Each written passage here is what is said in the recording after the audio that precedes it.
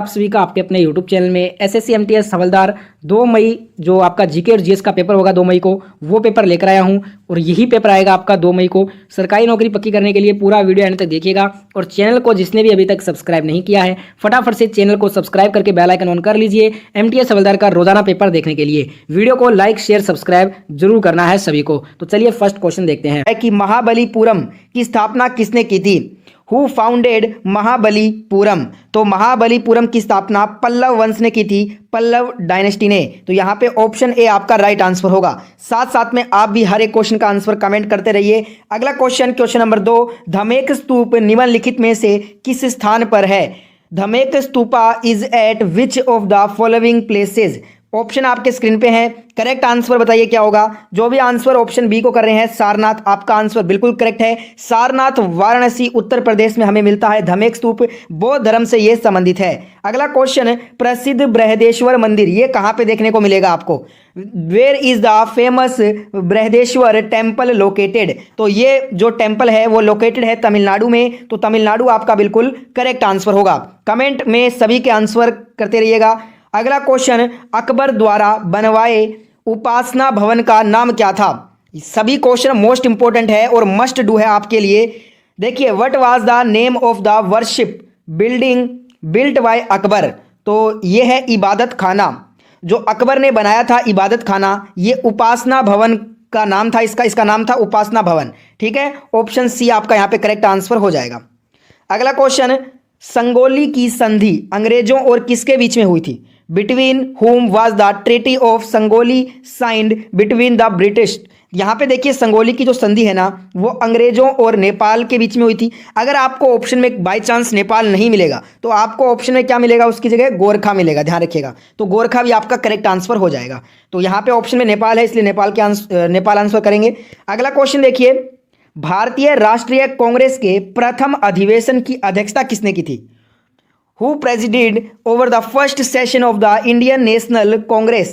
भारतीय राष्ट्रीय कांग्रेस के प्रथम अधिवेशन की अध्यक्षता WC बनर्जी ने की थी। जो भी आंसर ऑप्शन ए को कर रहे हैं उनका आंसर बिल्कुल करेक्ट है। अगला क्वेश्चन, पंचशील के सिद्धांतों का प्रतिपादन किसने किया था। दोस्तों, पंचशील का जो सिद्धांत है उसे प्रतिपादन किया था पंडित जवाहरलाल नेहरू ने। तो ऑप्शन सी यहाँ पे हमारा बिल्कुल करेक्ट आंसर होगा। अगला क्वेश्चन है, तमिलनाडु में जलीकट्टू किस त्योहार का एक हिस्सा है। Jallikattu is a part of which festival in Tamil Nadu. तो देखिए जो जलीकट्टू है ना ये दोस्तों पोंगल जो त्योहार है तमिलनाडु का बहुत ही फेमस त्योहार है, इसका ही एक हिस्सा है जलीकट्टू। तो जो भी आंसर ऑप्शन ए को किए हैं पोंगल, उनका आंसर बिल्कुल करेक्ट होगा। नेक्स्ट क्वेश्चन की तरफ बढ़ते हैं। अगला क्वेश्चन, साइलेंट वैली कहां पे है। Silent valley located in which state. तो ये हमें देखने को मिलता है केरला में। तो जो भी आंसर ऑप्शन बी केरला किए हैं उनका आंसर बिल्कुल करेक्ट है। वीडियो को आपने अभी तक दोस्तों लाइक नहीं किया है तो सबसे पहले आप वीडियो को लाइक कर दें। उसके साथ साथ इस वीडियो को सभी दोस्तों तक पहुंचाने के लिए वीडियो को शेयर भी अवश्य करें और ऐसा ही शानदार वीडियो रोजाना देखने के लिए आप इस चैनल को जरूर सब्सक्राइब करके बेल आइकन ऑन कर लीजिए क्योंकि हूबहू ऐसे क्वेश्चन आपके पेपर में छपेंगे। तो पूरा वीडियो ध्यान से देखना है एंड तक आपको। नेक्स्ट क्वेश्चन है, खजुराहो समूह के प्रसिद्ध जो स्मारक है वो किस राज्य में है। देखिए, in which states are the famous monuments of the Khajuraho group. जो खजुराहो समूह के प्रसिद्ध स्मारक है ना ये मध्य प्रदेश में है। तो मध्य प्रदेश आपका राइट आंसर है। अगला क्वेश्चन, भारत के प्रथम उप प्रधानमंत्री कौन थे। Who was the first deputy prime minister of India. अब आपको पता होगा जो डिप्टी प्राइम मिनिस्टर का पद है वो नहीं है वर्तमान में, पर पहले होता था। तो पहले हमसे पूछा है कि प्रथम कौन थे उप प्रधानमंत्री भारत के, तो ये थे सरदार वल्लभ भाई पटेल जी। और ये भारत के पहले आपको पता होगा गृह मंत्री भी थे। तो यहाँ पे ऑप्शन बी आपका राइट आंसर हो जाएगा। अगला क्वेश्चन करते हैं, भारत का योजना आयोग किस वर्ष स्थापित हुआ था। In which year the planning commission of India was established. दो भारत का जो योजना आयोग है ये 1950 में स्थापित हुआ था। ऑप्शन डी आपका राइट आंसर होगा और हूबहू ये क्वेश्चन आपका पेपर में आएगा। अगला क्वेश्चन है, संविधान का कौन सा आर्टिकल राज्य को ग्राम पंचायत स्थापित करने का आदेश देता है। Which article of the constitution mandates the states to establish gram panchayat. तो ये जो आर्टिकल है वो है आर्टिकल 40। आर्टिकल जो 40 है ये आपका करेक्ट हो जाएगा आंसर। अगला क्वेश्चन, पृथ्वी की कौन सी सतह से सबसे दूर वातावरणीय परत को क्या कहते हैं। तो यहाँ पे थोड़ा मिसप्रिंट है, सही कर लीजिए, सतह होगा यहाँ पे। देखिए, पृथ्वी सतह से सबसे दूर वातावरणीय परत जो है इसे हम एक्सोस्फेयर यानी कि बहिर्मंडल कहते हैं। तो यहाँ पे बहिर्मंडल ऑप्शन भी करेक्ट होगा। अगर आपको इंग्लिश में सूटेबल लगता है तो आप इंग्लिश में अटेंड कीजिए क्वेश्चन। अगला क्वेश्चन है, नगुल किस देश की मुद्रा है? नगुल is the currency of which country? तो ये है भूटान की करेंसी। ऑप्शन डी करेक्ट होगा। बांग्लादेश की टका है, आपको पता है। अगला क्वेश्चन, पंजसीर घाटी कहां पे है? Where is Panjshir valley situated? Panjshir घाटी की बात करते हैं तो ये हमें देखने को मिलती है अफगानिस्तान में। ऑप्शन डी करेक्ट आंसर है। नेक्स्ट क्वेश्चन आपके स्क्रीन पे आ गया है, फटाफट से बताइए क्या आंसर होगा इसका।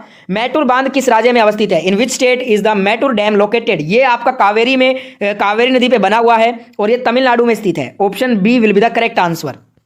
नेक्स्ट क्वेश्चन है, कुम्हारिया नामक प्रस्तावित न्यूक्लियर पावर प्लांट ये किस राज्य से संबंधित है? To which state is the, देखिए यहां पे बात हो रही है कुम्हारिया नामक न्यूक्लियर पावर प्लांट की, तो ये हमें देखने को मिलता है हरियाणा में। हरियाणा आपका राइट आंसर हो जाएगा। अगला क्वेश्चन, गरीबी हटाओ का नारा किस पंचवर्षीय योजना का था? द स्लोगन ऑफ गरीबी हटाओ was of which 5 year plan? तो ये था 5वीं पंचवर्षीय योजना का नारा। ऑप्शन डी करेक्ट होगा।